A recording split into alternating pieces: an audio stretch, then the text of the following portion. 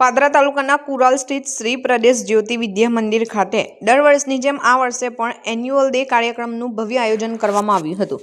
શાળાના 9મા એનિવર્સરી નિમિત્તે યોજાયેલા આ કાર્યક્રમને નિહાળવા માટે ગ્રામજનો તથા વાલીઓ મોટી સંખ્યામાં ઉપસ્થિત રહ્યા હતા।